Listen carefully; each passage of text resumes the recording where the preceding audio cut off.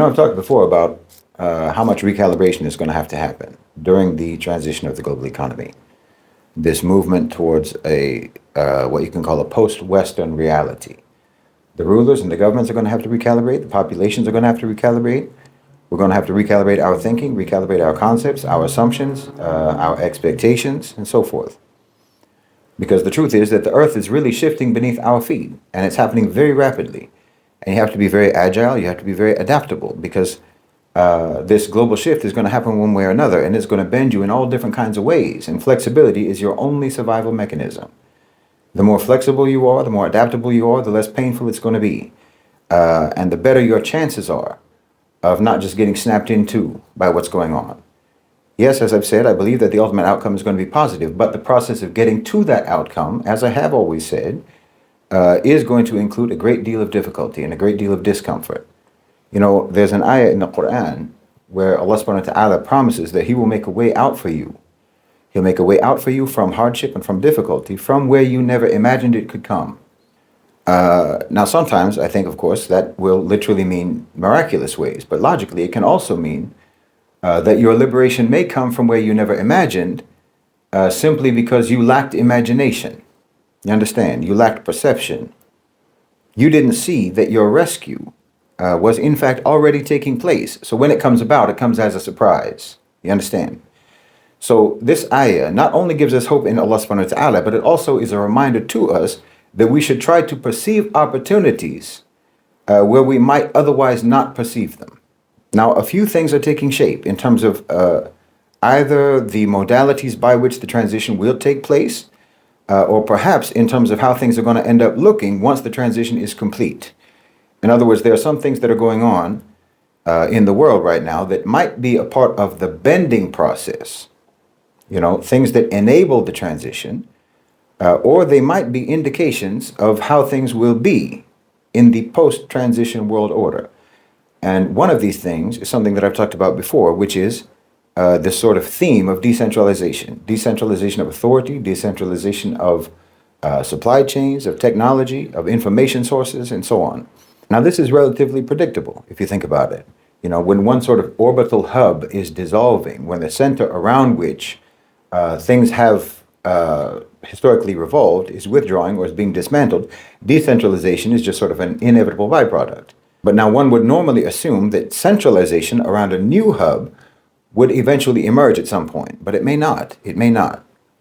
Because like I've talked about before, multipolarity, which everyone is talking about these days, multipolarity essentially means the formation of multiple spheres of influence, multiple smaller scale hegemons, regional hegemons. And that may very well be the new norm, because of course that has been the norm throughout most of human history. And the other thing that's actually a part of decentralization is the emergence of more or less independent, non-state military actors, the demonopolization of violence, militias and so forth, private military contractors, mercenaries. Obviously, these have already been a significant player globally for quite some time now, but now it seems to me that we're seeing a normalization of this. And even official state agencies like ICE, for example, are behaving as and have really adopted the logic and the function of mercenaries. In some parts of the world, you can call it warlordism, but practically it does mean practical territorial control can become institutional and official on the basis of your military or your power to inflict and to enforce violence.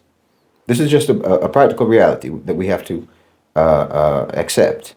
Now, for obvious reasons, we are resistant to do this because there are very obvious questions about accountability, about loyalty to the population, and of course about whose interests are being served and so forth.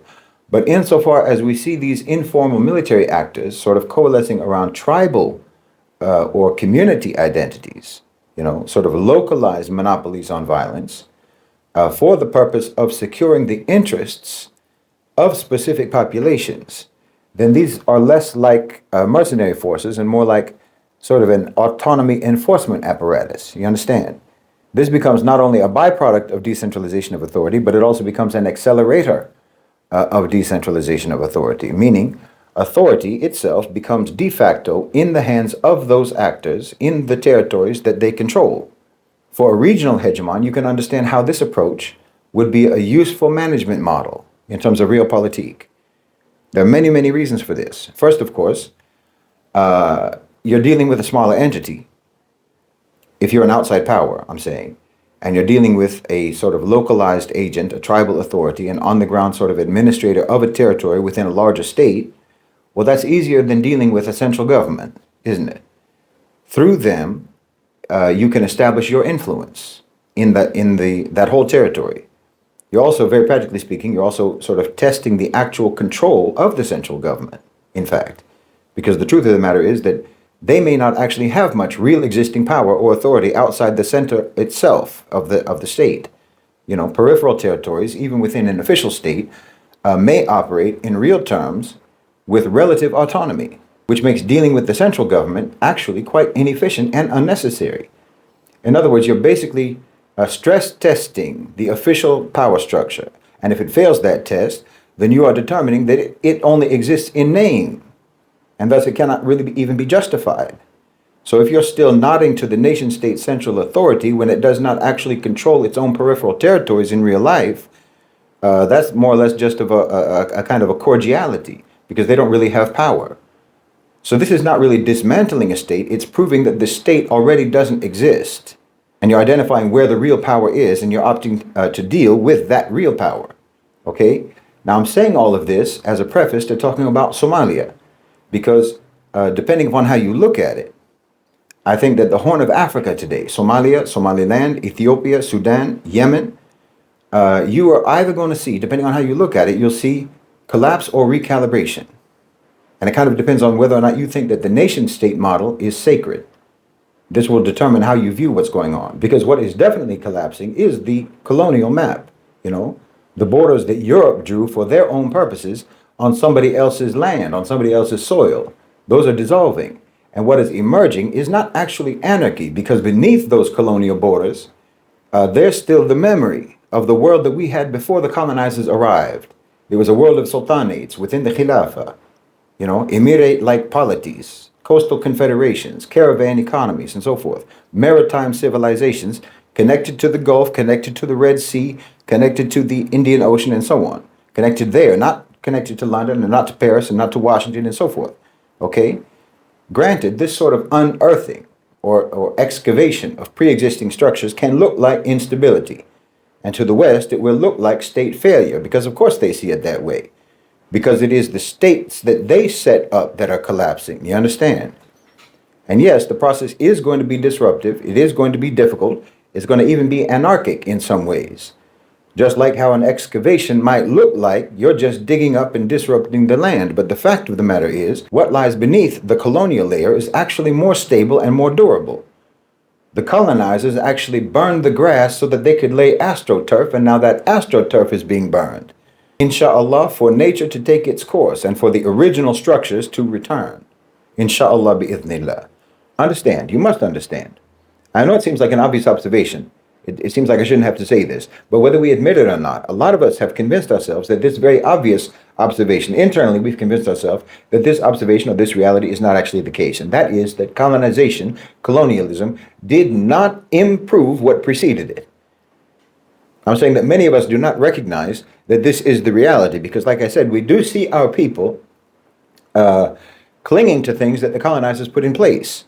Models of governance, political ideas, liberalist rhetoric, and so forth. You wouldn't be so desperate to maintain those types of things if you truly understood that they were not, in fact, improvements on what you already had. Seeing them go away would not cause you any distress. It would only cause you relief. But a lot of us, like I say, have actually bought into the colonizers' rhetoric, in my opinion. I think a lot of us really think that those Westerners dragged us into the so-called modern world, and without their systems and without their models and so forth, we were actually just primitive and disorganized, and that we would be that same way again if those models and those systems are dismantled. But of course, that's not the case. That is just the colonizers' self-justifying deception that you've fallen for. We were fine before they got here, and we can do fine on our own and according to our own ways without them and their models and their ideas. You really have to calibrate yourself to this, because either way, like I say, we are living through the unraveling of the colonial and the neo-colonial structures, alhamdulillah. That is happening, whether you're ready for it or not, and whether you like it or not, that is what's happening. And like I say, if you are not able to be flexible and to be adaptable, if you're going to be resistant, well, then you're going to break. You're going to break right along with those systems. Now let's talk about Minnesota, because we can't actually talk about Somalia and the Horn of Africa without actually also talking about Minnesota. I know it sounds strange, but Minnesota, in fact, is part of the colonial battlefield. First of all, I've been telling you for a long time now, I've been telling you for a long time that you are profoundly mistaken to think that the colonizers disregarded your humanity in your own country, but that they will suddenly respect you as a human being if you're in their countries. That's not the case. And you're seeing that now. They see you exactly the same way when you're walking in the streets of Minneapolis as they would see you when you were walking in the streets of Mogadishu. They don't look at you any differently. And in fact, they will see you that way even if you just look like you would fit in walking in the streets of Mogadishu. It doesn't matter if you're even from there.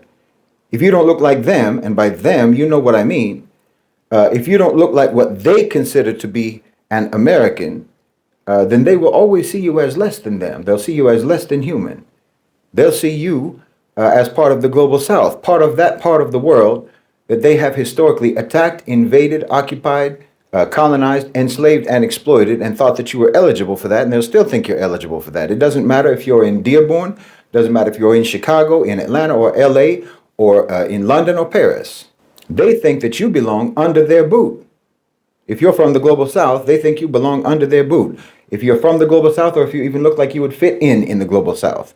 When they say American, it's just a euphemism, you and I both know, for white, and it's a euphemism for rich. If you're neither one of those things, then you're never going to be a citizen in their eyes. That's a fact. And you should understand that even if you are in America, they will always be inclined to treat you the same way that they would treat you if you were still in the global South. And you should understand that increasingly, that is exactly how they are going to treat you in America. You understand?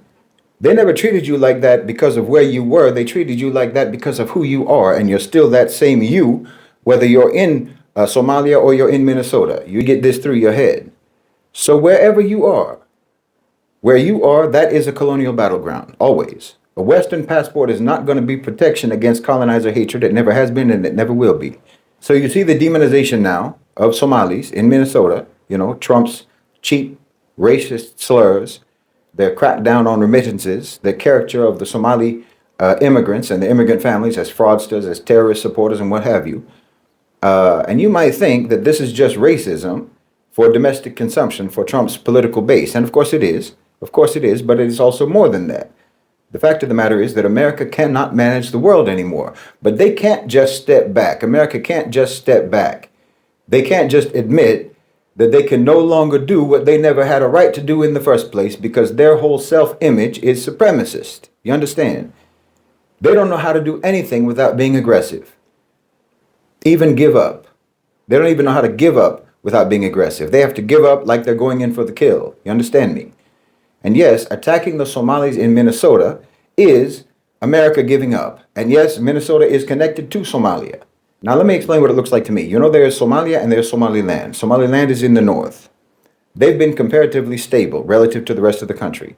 And they want to separate. They want to secede. They want to be their own independent country, Somaliland. Now, like I've said many, many times before about various other situations like this, I have never personally been in favor of secessionist movements. I have always favored territorial unity. But this was based on the operative global power structures that I grew up in. You understand? Meaning, according to the way things were, the way things have always been my whole life, according to that situation, a breakaway state, a secessionist move, creating a smaller, disconnected state, is inherently makes that more vulnerable. It makes you easier prey for multinational corporations. It makes you easier prey for Western predatory powers.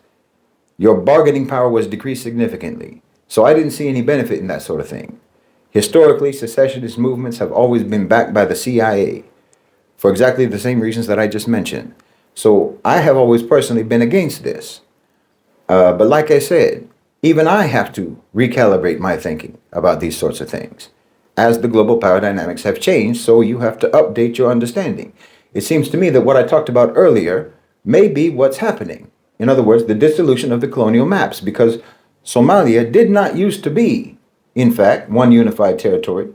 The north, what is now Somaliland, was its own territory. In fact, in both the north and the south, politically, the land was always organized between multiple sultanates, city-states, clan-based political entities and so forth, shifting influence. The specific north-south divide is colonial in origin, with the British in the north and the Italians in the central and the southern parts. Now, the capital, Mogadishu, is there. Once both of the territories were unified in 1960, they made Mogadishu the capital, and there have been problems between them, the north and south, ever since. And this, of course, is a pattern that we see repeated over and over and over again in all of the colonizer-imposed nation-states. You have formerly autonomous communities with their own legal structures, their own habits, their own sort of customs, their own systems of authority, traditional systems of authority, being unevenly integrated into a centralized state, basically being subordinated. And this causes persistent tensions, and it always has. I mean, the truth is, you can in fact trace almost all of the internal divisions in formerly colonized countries to colonization itself, either because of what the colonizers did when they were there or what they did when they left. Now, the pressure on Minnesota, on Somalis in Minnesota, doesn't really hurt Hargeisa in Somaliland as much as it potentially hurts Mogadishu, because most of the Somalis in Minnesota come from Somalia. They don't come from Somaliland, and that's where their remittances go. Their remittances go to Somalia. So clamping down on their use of the Hawala system potentially deprives Somalia of about $1 billion, or more than $1 billion potentially. So that weakens the federal government of Somalia.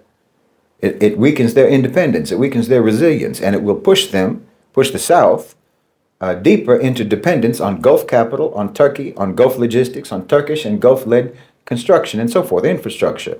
All of these players, Qatar, Turkey, Saudi Arabia, and so on, they have been investing and they have been supporting Somalia. And officially, they do not approve of Somaliland independence. But the truth is, weakening the central government would obviously accelerate Somalia's absorption into the system of collective sovereignty that's being built across the region by those players. So the crackdown on Somali immigrant families in Minnesota is potentially tilting the political economy of the Horn of Africa in favor of the GCC's long-term architecture. And let's be clear here, the GCC, Saudi Arabia, the UAE, and Qatar, they are not replicating the neocon playbook. You might think that they are, but they're not. They're not bombing countries into dust just so that they can rule over the rubble. They're not, evangelists of liberal imperialism trying to install a McDonald's and rainbow flags on top of an ancient civilization. That's not what they're doing. Yes, they are ruthlessly pragmatic, absolutely. But they're not heartless. They're not nihilistic. And they're not aspiring to be a new Washington, Washington in a thobe. No, in my opinion, what they want to do, they want to have a region that will govern itself, a region that is internally sovereign, externally respected, and woven together by ports, by pipelines, trade routes, food security corridors, political and economic coordination across the region, which is basically a sultanate type of a worldview, scaled up to the 21st century. It resembles the way that our lands were organized and the way that our lands were governed during the Khilafah period, before colonizer nation-state models were artificially imposed on our lands. And that's why the U.S. now behaves like a regional power in the Middle East, not a global regulator anymore. Trump doesn't dictate policy to the Gulf, he takes policy from the Gulf because the Gulf has a strategy. They have a plan and America does not. And even if America did have a plan, they don't have the muscle to impose that plan anymore. And yes, as I said, I think that the Gulf is pursuing this strategy with cunning and with ruthlessness, and it is extremely effective. You can like it or not, you can agree with it or not, but it is what is happening. And in my opinion, the ultimate outcome is going to be collective sovereignty, and that's a good thing. Saudi Arabia and the UAE have absolutely mastered the art of geopolitical theater, what we can call the good cop, bad cop strategy, in my opinion. This is what they're doing. On the surface, Riyadh plays the diplomat, hosting peace talks, offering economic carrots, preaching restraint in any conflict on the world stage, earning international respectability. Abu Dhabi, meanwhile, is the enforcer, supporting proxies, seizing strategic real estate, and creating irreversible facts on the ground. You see a lot of talk about competition or even antagonism developing between Saudi Arabia and the UAE, particularly regarding Sudan, Yemen, and Somalia, but I don't believe it. Personally, I don't believe it. In my opinion, this isn't a rivalry, it's choreographed strategy. Saudi Arabia maintains the plausible deniability and the diplomatic cover, and the perception of disagreement between them and the UAE allows the UAE to do the dirty work that secures Gulf dominance without Riyadh's fingerprints being on it.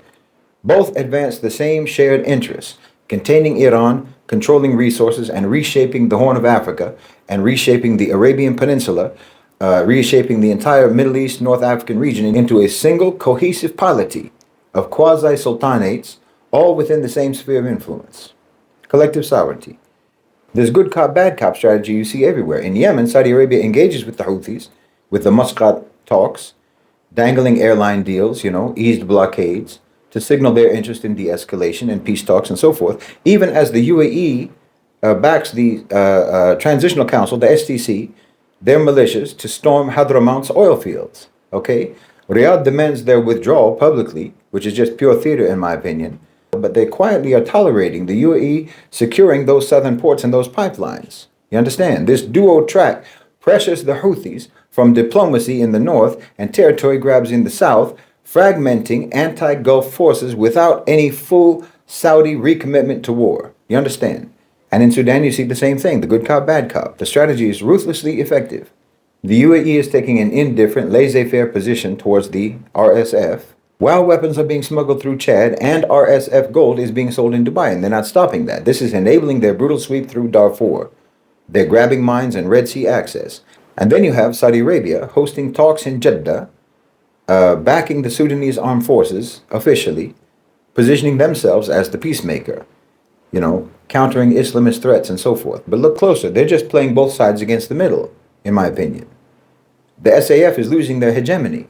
This opens Sudan for even more Gulf investment. It funnels logistics to UAE ports in Somaliland and so forth. Saudi's diplomacy buys time, and it buys legitimacy, while UAE's bad cop brutality reshapes Africa's underbelly, ports, gold, mercenaries, into a UAE-dominated corridor linking all the way to Yemen. It's no coincidence that the UAE is calling for ceasefires at the same time that the RSF is making gains. The SAF is refusing the ceasefire because they think that they have important international backing. Meanwhile, all they're really doing is just committing themselves to losing more territory and losing their own hegemony. And then the good cop, bad cop strategy we see again, and in my opinion, repeating in Somalia. This ties it all together as the logistics hub. The UAE bankrolls secessionists in Puntland, in Jubaland, and in Somaliland, building Berbera port, arming anti-Shabaab militias with RSF ties, securing shipping lanes, and so forth.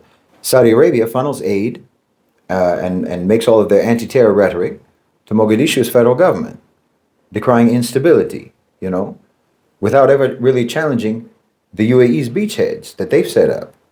The UAE grabs the Indian Ocean choke points. Saudi Arabia claims the moral high ground. This segments Somalia, and it limits Turkey and Qatar's influence, and it creates a Gulf-controlled arc from Aden to Suakin. Saudi is the diplomatic mediator. The UAE reaps the spoils for the GCC. Houthis, SAF, Shabab, all being squeezed in the vice. This is peak Realpolitik. Western analysts will call this strategy, they will see this strategy as a rivalry between the UAE and Saudi Arabia because they can't imagine these inferior Arabs having strategic thinking. Yes, I know it's not pretty. It's an excavation. The nation-state model is being dug out. And just like with an archaeological dig, the historical substructures are being recovered. But it looks messy for a while. Now look specifically at Somaliland, right? Regarding talk about recognizing independent Somaliland. It doesn't matter whether there's ever a Western embassy set up in Hargeisa or not. That's irrelevant. Somaliland is already recognized where it matters. It's recognized in the operational plans of the GCC, in the shipping lanes of the Arabian Peninsula, in the geostrategic calculations of Ethiopia, and in the overall deliberations of the OCGFC, in my opinion.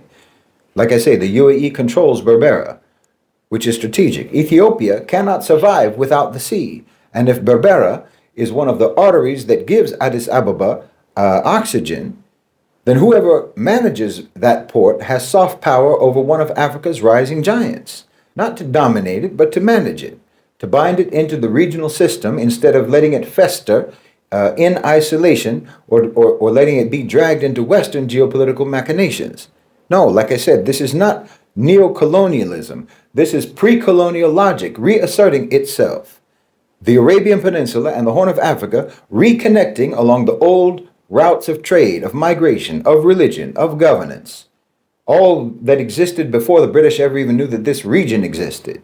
You know, Western analysts love that term, failed state. They say it like it's proof of African inferiority or Arab inferiority, not that it's proof of the inferiority of the model itself. Because what's actually failing? Not the people, not the culture, not the indigenous political structures. What's failing is the colonially imposed nation-state model. Sudan wasn't a homogenous country. You made it one, artificially. Yemen was never one clean administrative bloc. Somalia was not born as Somalia. It was always a quilt of sultanates, of clans, of ports, of emirates, trans-Indian Ocean networks, and so forth. So when the nation-state begins to fall apart, the West panics because their whole order depends on the illusion that they can freeze people into the borders that they drew. But we don't panic, or we shouldn't. No, we should recognize that volatility is not the end, that's the process. The nation-state dying is the birth of collective sovereignty. It's the birth of a region that is reorganizing itself according to its own historical logic, not according to the blueprint of Sir Somebody Somewhere from the colonial office in the UK. This is why Saudi Arabia appears as the calm, responsible anchor and the UAE appears as the cold, experimental surgeon. It's not a conflict, in my opinion. There's no conflict or rivalry between the UAE and Saudi Arabia. What there is a division of labor. One stabilizes, one reshapes, but both are steering towards the same destination. They're steering towards a functional, interconnected, post-colonial regional order.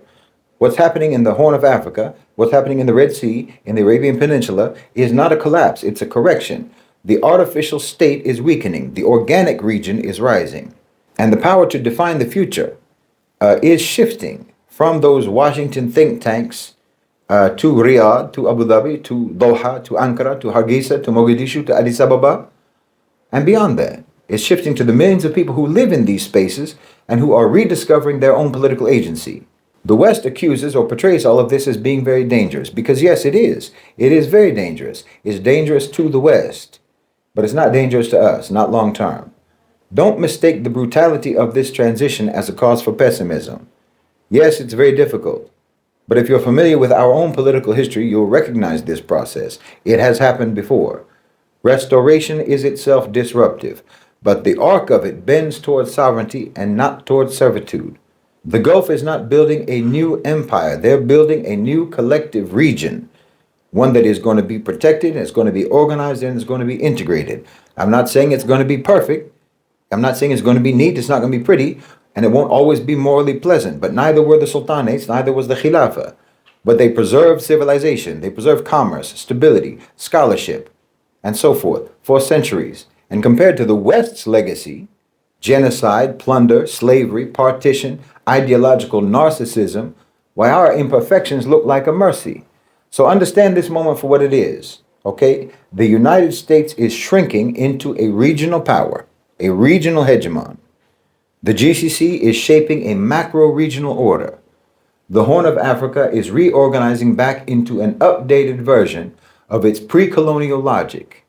Somalia and Somaliland are not splitting, they're reverting back to their origins. Ethiopia is negotiating its destiny through a coast that it lost a century ago.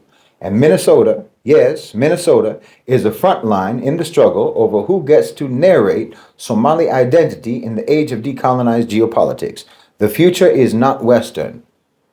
The borders are not sacred that they drew. Their map is not permanent. We're not watching collapse. We are witnessing the birth, inshallah bi'idhnillah, of 21st century sultanates. And this time, they will be built with fiber optic cables, sovereign wealth funds, energy grids, desalination plants, and digital economies. But the heart and the logic and the sovereignty, those will be ours.